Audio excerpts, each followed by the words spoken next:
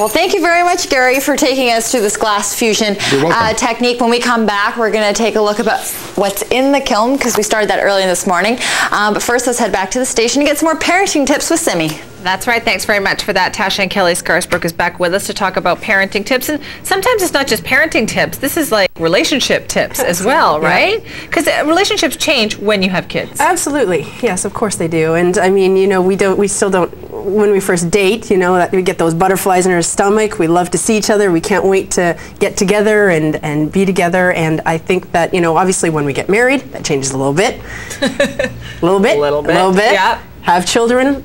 You know, obviously that's a lot. Yeah. And now, you know, with children in the mix, you know, we start to feel a little overwhelmed, and mom and dad don't necessarily get that time alone anymore that we used to take for granted, right? You know, Kelley, what amazes me about this is it's not like we don't know. Like we know, we hear the stories, people tell you, oh, and yet we still don't seem to be prepared for the effect that it has. Yes. Once we have our kids. Yes. Right? Yes. Yes. So what are we doing wrong?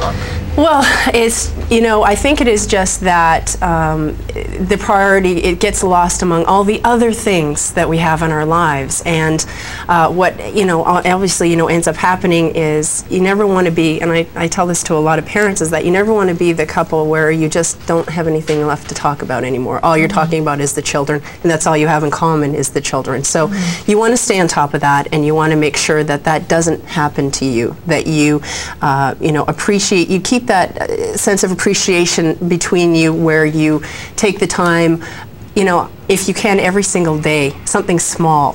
And it's hard though, because that's, you're talking about both parents have to make that effort, because the tendency is to just talk about your kids all the time. That's right. But that's right. You have to show an interest in what's going on otherwise. Oh yeah, absolutely. And you know, taking that time, you know, my husband and I, we get together every evening and we talk about each other's day, and his day is just as important. I'm a stay-at-home mom. His day is just as important as mine. We're both equal but different. And you know, you want to listen to each other, hear about your day, and you know, you listen and, you know, and appreciate what that person's gone through the day. And, you know, I've been married for almost 11 years now, and I think that the key is just to always never take for granted that relationship, and how, and, you know, and just really appreciate it. And, you know, getting up for that date night, you know, that's really, really important. We hear about this now, but how much, like what kind of date night are you talking about? How often should it be, and where should you go? And right, I think a date night should be at least once a month, okay? And it should be planned, and it should be something that is either, and it has to be away from the children. So now you are either going out to a restaurant, you're going to a movie, even out for a cup of coffee. Whatever it is to reconnect you with your partner and have that time alone. Should you take turns planning it? Because you don't want one person to feel like the other person's doing all the work, right? Yeah. No, absolutely. And you know what? I send my husband flowers every once in a while, just because. So sweet. And I know, you know, people say, oh, that's so sad. But you know what? It goes a long way. And I get the flowers, he gets the flowers. Even an email, you know, I tell moms, you know, even, you know, your husband emailing you, or you email your husband if you're both working, you know, just to say, you know what? During this time, I thought about you, and you know, or a phone call, whatever it is, just to let your spouse know that you were thinking of them during the day. It sounds like what you're saying is that all those little things that count, right? That we forget about. There's no secret. You know, people say, "What's the secret to a long marriage?" There's no secret. It takes work, and it takes a lot of effort to continue those romantic feelings and to make time for yourselves. It's just a little bit more challenging, but it's so worth it. Okay, well that's one aspect of it, which is your personal relationship. But when it comes to parenting, you also have to act as a team.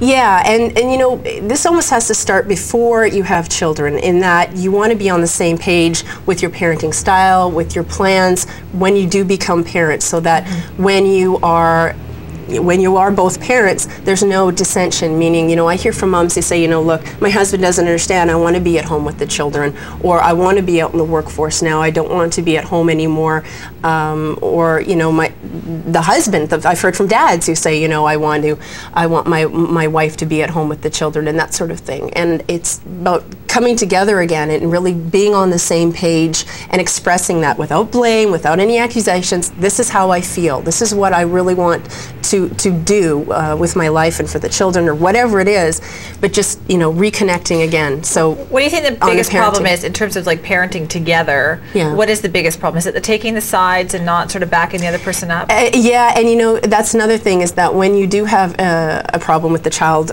you don't want to, when you don't agree with how your spouse has handled something with the child, you know, whether they've been a little too severe or a little bit too lax, you don't want to say in front of the child, you know, I don't agree with what you just did, you know, and that sort of thing. If you don't agree, wait until the child is out of the room and then have the discussion of, because, you know, you don't want to ever have those disagreements in front of the children. You're supposed to be a team, right? That's right. Okay. That's right. Have united friends.